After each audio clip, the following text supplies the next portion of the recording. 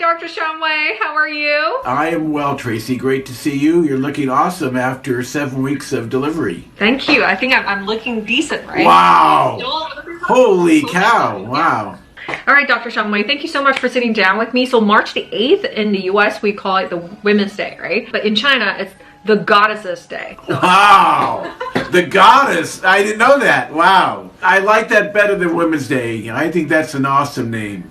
Yeah, thank you so much for sitting down with me. We're going to be talking about women's health. And the reason why I asked you to take some time, and thank you so much for doing this, was because a few days ago I shared my experience of how I got pregnant. It wasn't as easy as I thought it would be. And then a lot of my followers started talking about women's health, in particular a few topics such as cervical cancer vaccination, Gardasil, I think that's what the vaccine is called. And then also people are very, very much interested in about birth control pills and different ways that they can do birth control safely. Okay, let's get started, Dr. Shumway. Why don't you tell us everything you know about Gardasil? Well, Gardasil is a really terrific vaccine. There's a target age to really give it early in life, between maybe age 9 to age 14. You really want to give it before there's any sexual activity. It comes in several different forms. There's one that covers 9 of the HPV viruses that are known to cause cervical cancer and anal genital warts. There's one that covers 4, and there's one that covers 2. All these are available in China. I believe actually the Gardasil 9 is currently out of stock just because of all the coronavirus issues. But the quadrivalent vaccine is clearly still available, really good, and actually protects against about 70% of the cases of cervical cancer. After age 26, it starts to become a little bit more tricky to figure out how to recommend, but really any woman before 26 really should have that vaccine. And even if someone's 26, 29, 35, there probably still is benefit from getting the Gardasil, but it's not quite as strong or protective as it would have been earlier in life. Right. Dr. Shumway, correct me if I were wrong. So I would think someone like me would no longer benefit from the vaccine, because I assume this is preventing you from catching the malignant kind of HPV, which you would have to have sexual activity with a person who carries that kind of HPV to get it. So if you have a stable partner and you are older, is there any point to still get it? The benefit is really quite limited. They'll still recommend having people finish a vaccine series or getting a booster all the way up to age 26. The vaccine lasts for about 10 years, but you're pointing something that's really critical to understand. There's a time when your body is more susceptible to catching this virus, and it's really when you're quite young, when those cells are much more susceptible. Incorporating that virus and having it change the DNA and becoming a cancer promoter. But for someone like you, Tracy, who is actually quite young, but in a stable monogamous relationship, and a monogamous relationship means you're monogamous and it means your husband's monogamous. And when you're in that kind of relationship, right, your risk for many things starts to drop precipitously, right? Your risk for the papillomavirus, but also risk for sexually transmitted diseases. Your actually overall health, your overall well-being, your sense of safety and security. You know, a great marriage is the best thing you could do to live a long, healthy life. For sure. So the only way you could catch the malignant kind of HPV is through sexual activity. Is that the only way you can catch it? Yes. Okay. And I also want to know, once you get the vaccine, once you're vaccinated, you would recommend the women still go for Pap Smear every year, correct? Absolutely. Right. I think it's really important. You know, people do not spend enough time safeguarding their health, right? It's like women kind of got all their vaccines, they got all this stuff done, they turn 19, they have a couple of kids, and then they don't see a doctor for another 30 years, right? And the same thing's happened with men. There actually is a health benefit for you getting regular checkups. So whether you do your Pap smears every year or every couple of years, you know, after you've had a couple normal Pap smears, you can space them out a little bit. You know, from country to country, the guidelines vary whether you do it every 2 years, every 3 years, maybe even up to every 5 years. And also, the one thing to point out, Gardasil is not a single vaccine. You get a vaccine, and then you usually get another vaccine within about 5 months, 6 months. If you're a little bit older, the series is actually 3 different shots.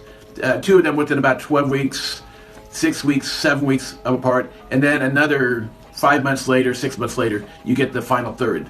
So usually it comes in series of 2 or 3 shots for the Gardasil particularly. So if you would recommend any young woman who's sexually active at under the age of 26 to get it, just to guard themselves against potential risks. How often should women do mammogram?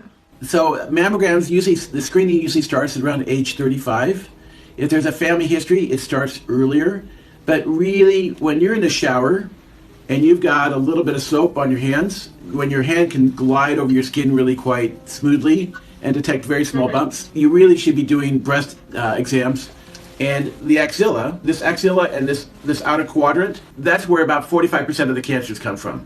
So it's really important that you check your armpit and you check this outer quadrant of the breast most carefully. The area of the breast closest to your sternum, there's not as many cancers there, and also the lower quadrants, not so much. But it's really important that you do a breast exam and that you are very familiar with all the lumps and bumps. And it's very common for people to have some areas of irregularity.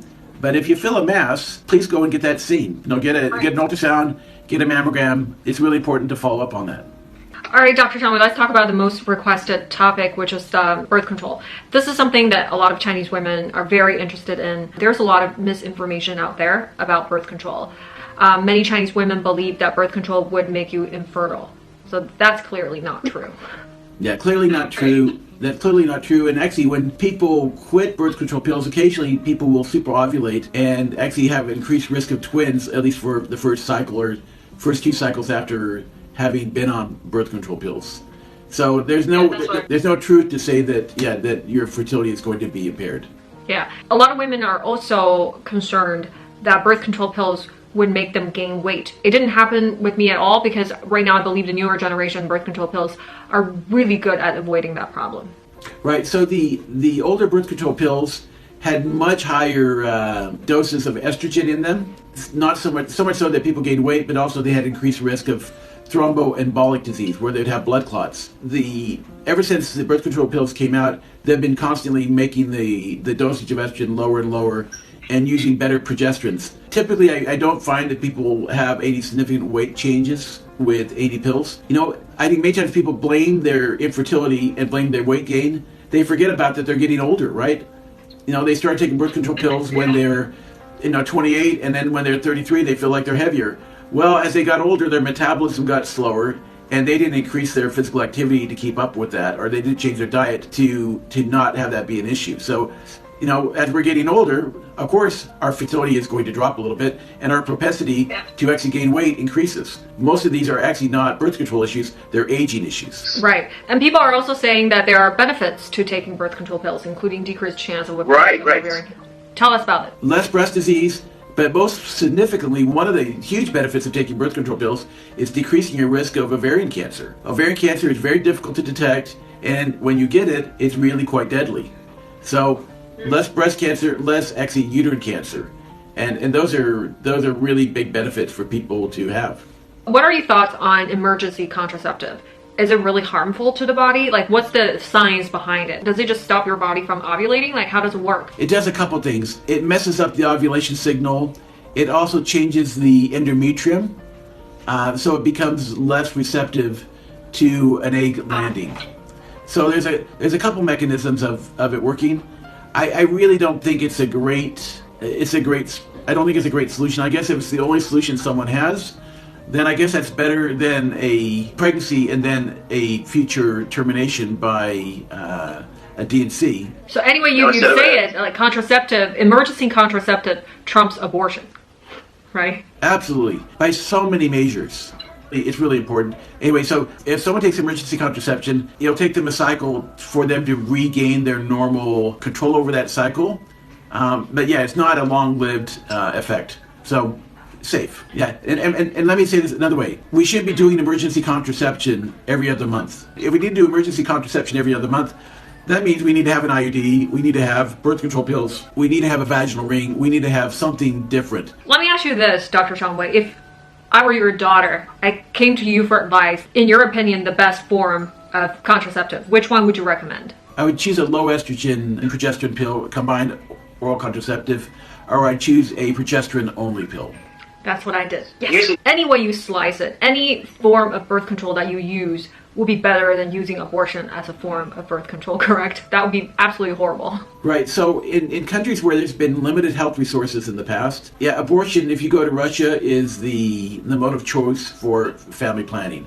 In China, in times past when they were not as well resourced, abortion was the mode of choice.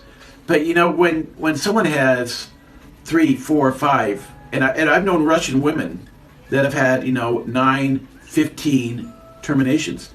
Every time someone has a termination of pregnancy, someone's going to take a very sharp instrument and scrape the side of the uterus. That scraping the side of the uterus has two issues. One is causing scarring of the uterus. So that increases the risk of something called placenta accreta, where when there's a future pregnancy, it lands and it can't form a pregnancy, so no pregnancy results, or it lands and because there's a scar tissue, the implantation is abnormal.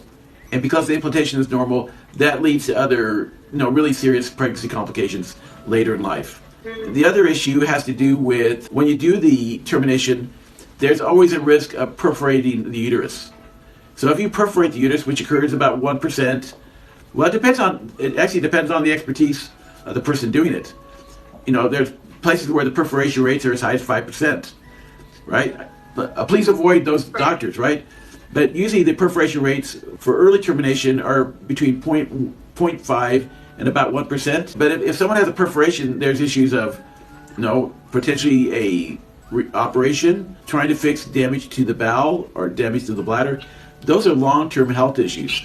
And we have such great oral contraceptive devices, or if you wanted to use a intrauterine device, all these things are much better than choosing abortion to remove those products. And frankly, condoms are cheap, right? I mean, there's a whole host of different devices for people to use, but abortion really is the most invasive, the most dangerous, the most risky. Even if someone has a termination and they're young, they're 22, they're 25, they may not think twice about it. But when you're 35 or 45 or 65, people have regrets. People think back and say, gee, what things did I do in my life that I'm not proud of? What things do I wish I'd done differently? And it's really interesting. I have women all the time come into my office. They're 45, they're 55, they're 65, and they tell me these tragic stories of having had termination of pregnancies, right? And they might have been totally uncomplicated. They didn't have the perforation issues. They didn't have the sterility, the fertility problems related to the scarring of the uterus. I mean, the rest of their life went fine, but emotionally they are damaged individuals. And on top of that, I just want to add, birth control pills will not make you infertile, but lots of abortions will. Even just one abortion runs the risk of making you infertile. Right, well, you're doing something very serious, very invasive, and if you don't have a surgical complication related to the abortion, you actually very may will have a anesthetic complication, right? You're exposing your body to things that aren't natural. One of the most tragic termination cases I know of happened when I was an intern. A young girl came in, she was 18 or 19, had a termination pregnancy. When they were doing the termination, there was a perforation. She bled because the perforation also involved a major artery. She lost her uterus that day. So anybody who's thinking that I don't want to be on a pill, I don't want to use a condom because I could just always get rid of the baby if I were to get pregnant, they should think twice about these choices. It's not physically smart. It's not mentally smart. It's not emotionally smart.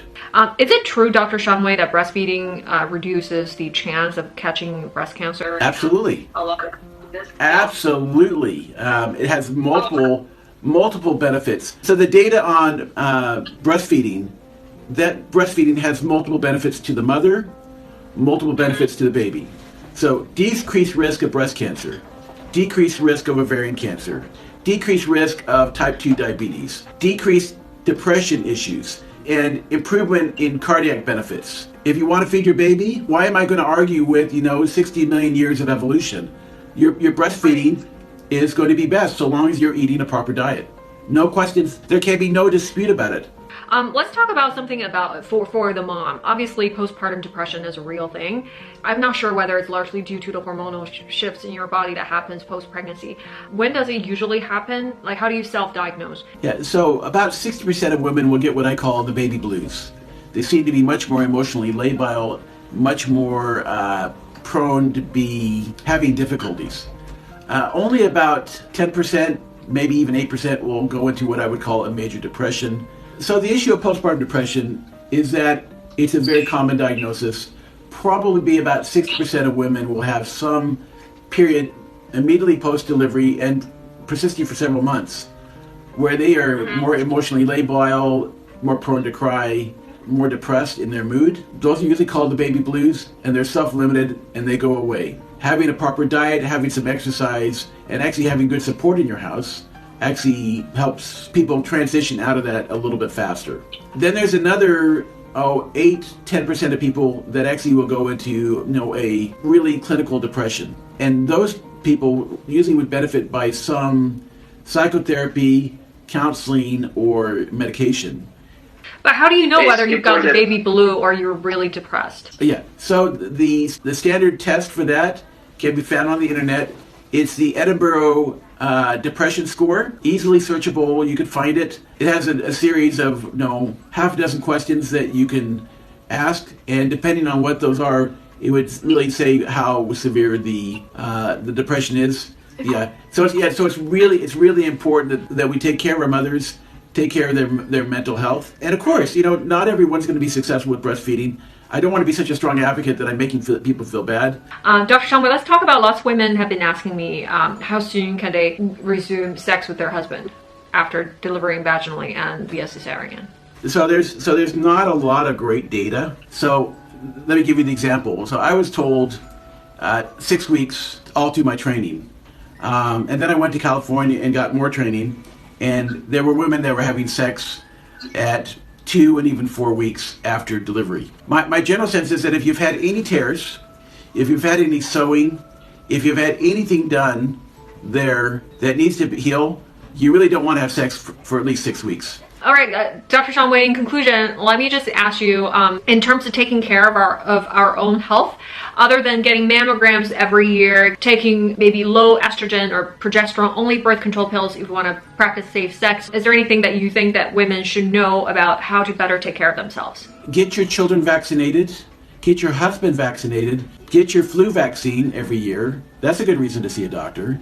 And there's a whole host of other things that you need immunization with. Updating your measles, mumps, rubella, updating your diphtheria, updating your pertussis, updating a meningococcal vaccine. If you're in a high-risk group for pneumococcal disease, like pneumonia, get that pneumococcal vaccine. And then the other thing is, one of the things I think women always struggle with is that we have a culture where people are never skinny enough, right? Now, Tracy, you look perfect. You look great. Right? You're not going for a size 0 dress. And I think there's a lot of people out there that want to be in a size 2 dress, a size 0 dress. And I just want to say that's not healthy. That's not the way our bodies were designed, right? If you're in the middle of the curve with your BMI, and if you're exercising and if you're eating correctly, that's a healthy way to live. Be okay with whatever your body is naturally shaped and how your body is supposed to naturally look like. Right, and exercise and just take care of that body. Don't let anyone define for you what your body should be. All right, Dr. Shumway, I really wish that we could actually see each other and have this conversation, but thank you so much for taking your precious time. I know you're super busy, and still sit down with me to talk about women's health, and we really, really appreciate it. Also, stay very safe with your family, and hopefully this coronavirus saga would just be over soon. Happy Mother's Day. Happy Goddess Day to all the women in China. I think you guys have it. Thank you so much. You have it figured out. Happy Goddess Day. For sure. Happy Goddess Day. Thank you so much, Dr. Shumway. I'll talk to you soon. Scarlett is by as well. Thank you. Bye-bye.